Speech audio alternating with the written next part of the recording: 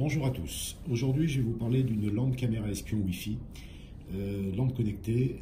Avec cette lampe, vous aurez un accès sur votre smartphone ou tablette iOS ou Android à distance, quel que soit l'endroit au monde où vous vous trouverez.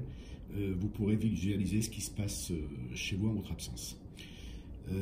Depuis l'application, vous pourrez allumer ou éteindre la lumière, je vous montrerai par la suite. Depuis l'application, vous avez une rotation jusqu'à 330 degrés. Ça vous permet de voir quasiment toute la pièce.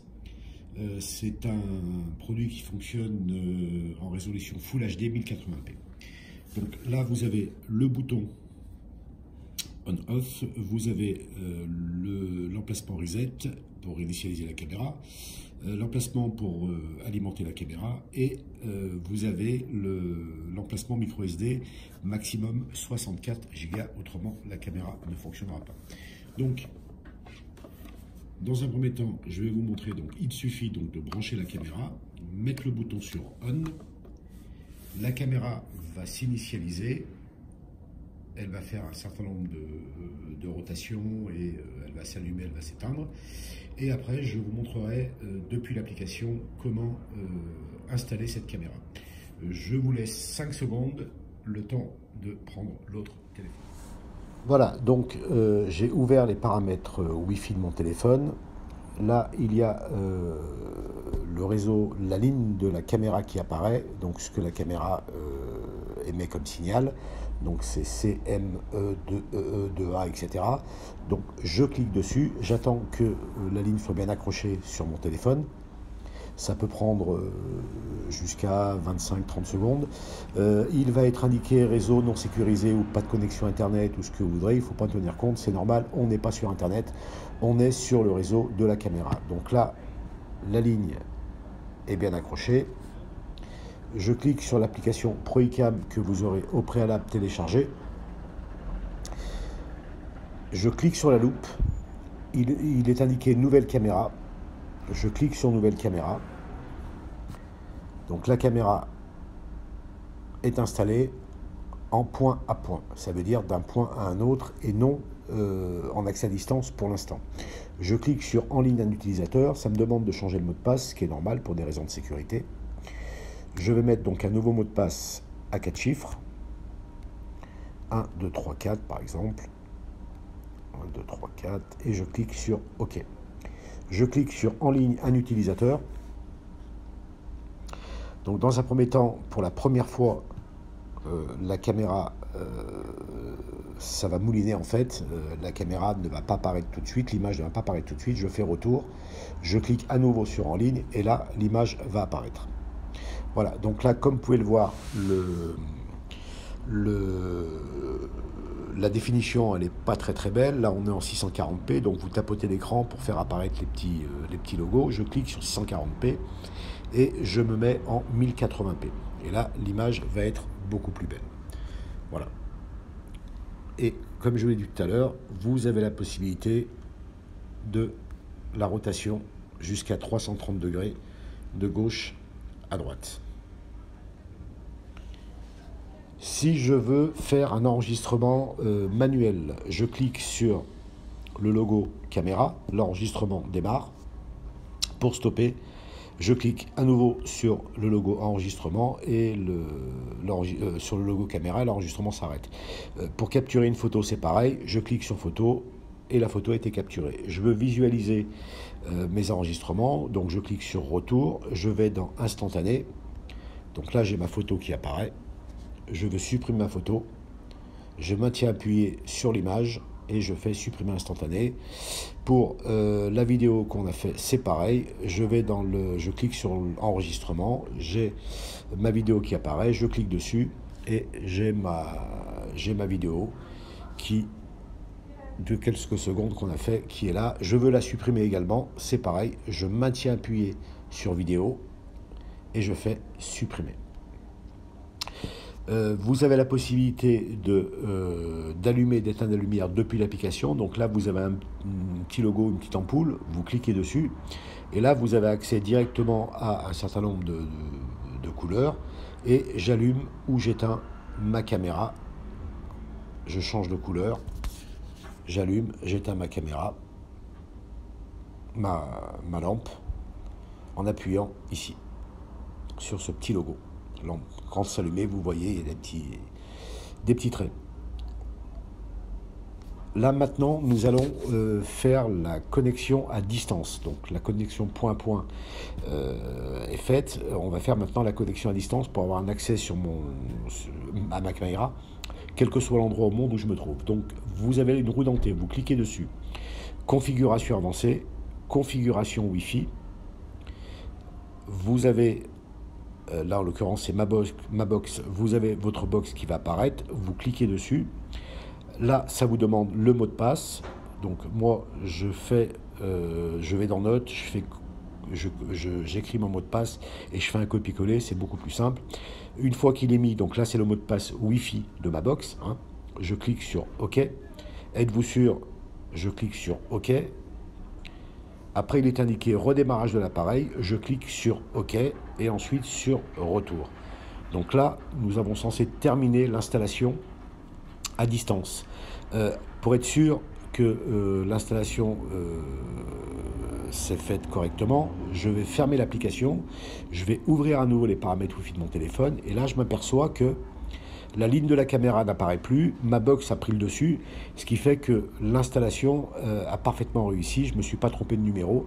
Si vous vous étiez trompé de numéro, eh bien la ligne de la caméra apparaîtrait encore, elle serait toujours connectée c'est la caméra qui serait connectée à votre téléphone. Et là, ça voudrait dire qu'il y a une erreur et l'accès à distance n'est pas fait. Il faut tout recommencer. Je sors des paramètres Wi-Fi, j'ouvre mon application. La caméra va se connecter dans maxi 30 secondes. Si toutefois vous voyez que ça tarde un peu, bon là en l'occurrence ça tarde pas, vous avez les flèches inversées, vous cliquez dessus et ça relance le mécanisme. Donc là mon accès à distance est fait. Là maintenant, quel que soit l'endroit au monde où je suis, j'ai accès donc à ma caméra. Je peux voir ce qui se passe chez moi en mon absence. Là maintenant je vais vous montrer comment régler l'heure des vidéos si vous mettez une carte micro SD et activer ou désactiver le mode détection de mouvement. Donc là je clique à nouveau sur la roue dentée, toujours sur configuration avancée. Donc je règle l'heure de mon téléphone, l'heure de mes vidéos, donc je fais synchroniser avec l'heure du téléphone. Et là en l'occurrence les vidéos seront à l'heure à laquelle réelle vous avez pris et vous n'oubliez pas de cliquer sur OK. Bon, là, en l'occurrence, j'ai un peu trop tardé. Si vous voulez faire des enregistrements, si vous insérez une carte micro SD, donc maxi 64 Go pour ce produit, donc là c'est marqué carte non détectée, vous avez, parce que je n'en ai pas mis, vous mettez paramètres enregistrement vidéo, donc vous activez soit en permanence, soit en cas d'alarme, et vous n'oubliez pas de valider toujours sur OK. La longueur du fichier, vous laissez toujours 3 minutes, autrement vous ne pourrez pas, parce que vous avez accès directement aux fichiers vidéo qui sont